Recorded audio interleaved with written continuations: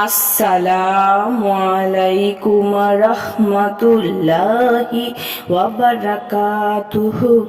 সুপ্রিয় সম্মানিত দর্শক ও শ্রোতা, আশা করি মহান রব্বুল আলামিনের দয়ায় আপনারা সকলেই ভালো আছেন।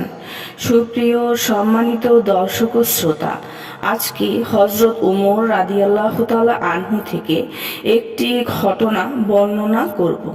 ঘটনার শিরোনাম হচ্ছে এক আশ্চর্য ঘটনা।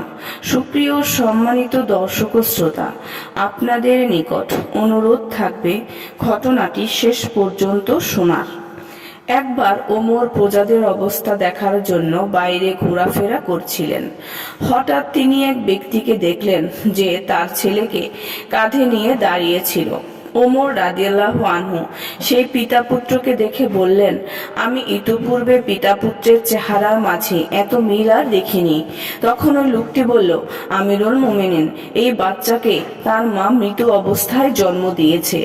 ওমর রাদিয়াল্লাহু আনহু বললেন, সেটা কিভাবে? লোকটি বলল, আমি এই বাচ্চাকে তার মায়ের গর্ভে রেখে জিহাদে গিয়েছিলাম। জিহাদ থেকে এসে জানলাম আমার স্ত্রী ইন্তেকাল করেছে। এরপর আমি একদিন আমার চাচাতো ভাইদের সঙ্গে রাতে জান্নাতুল বাকির পাশে বসেছিলাম। হঠাৎ দেখলাম জান্নাতুল বাকির মাঝে একটি কবর থেকে আলো জ্বলছে। আমি আমার চাচাতো ভাইদের জিজ্ঞেস করলাম, ওই আলো কিসের? তারা বলল, তোমার স্ত্রীর কবর থেকে প্রায় এমন